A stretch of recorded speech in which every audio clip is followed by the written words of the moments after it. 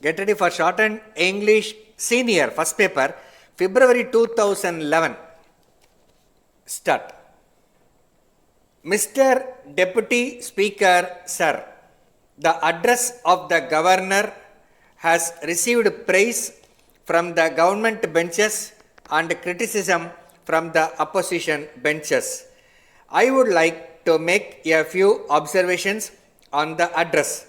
We expected that in the address there would be a mention of the policy and program of work which the government proposed to carry out during the ensuing year. I am sorry that the address is silent on the matter. However, there is one thing which is interesting, and that is the desire on the part of the ministers to get useful suggestions from honorable members of this House.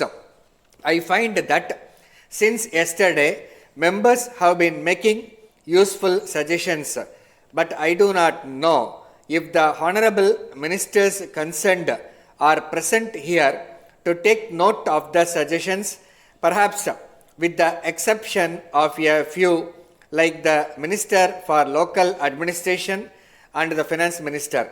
I know the Finance Minister is present for the purpose of taking notes so that he may be able to answer any criticisms that may be made against the government. But he may not be taking note of the suggestions made by the honorable members for implementation at a later stage. There are two words in the governor's address, namely welfare administration. Welfare administration means the existence of a welfare state. It is the desire of everyone that a democratic welfare state should be established. It means that there will be peace and plenty, that there will be no unemployment, that illiteracy will be eradicated, that the government will take care of the old and the infirm, and that the amenities which are now enjoyed by only a few rich people will be made available even to the common man. I think that this is the ideal for which we are now striving.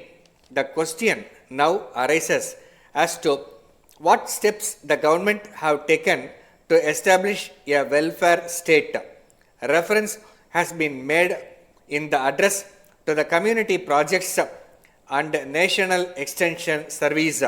In this connection, I would submit that the result of these schemes depends largely on the capacity of the people to contribute to the works which are undertaken by the government.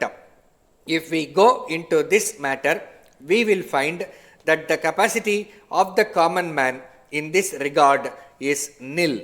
So, if we are asked whether the schemes have been a success with reference to the common man, we can only say no.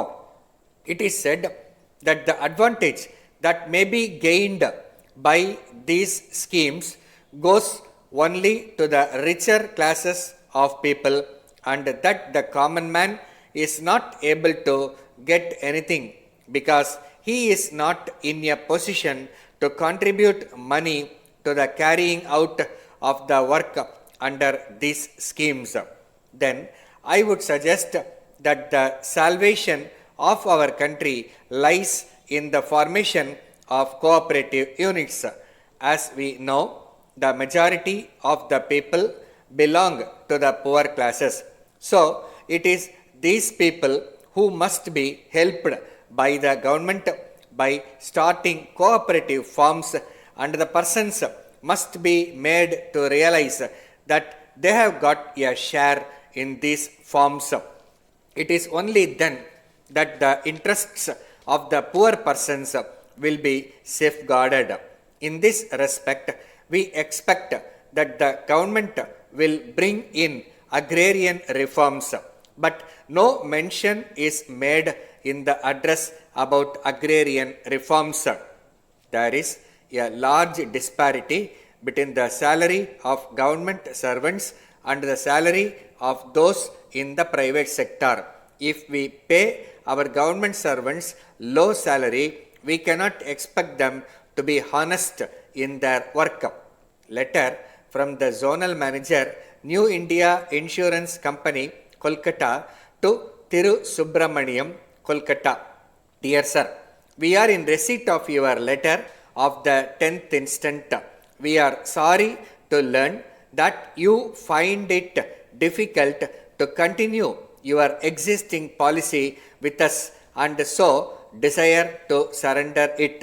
The surrender value of your policy at present comes to rupees 9,000 only, but we would like to point out that the surrender of your policy is not in the interest of your policy holder.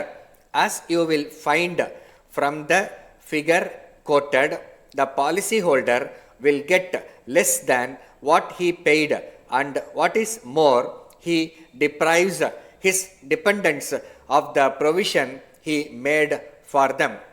Of course, he may think of buying another policy when his difficulties are over, but apart from the increased rate of premium that it would involve, it cannot be known whether he will then be found medically fit.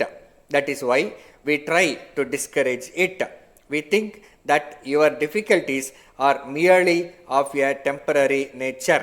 You are entitled to a loan of 80% of the surrender value.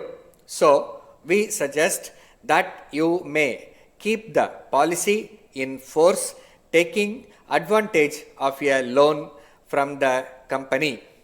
If you decide upon the course that we have suggested above, you may complete the enclosed loan application form and send it along with your policy to us. Yours faithfully. Stop.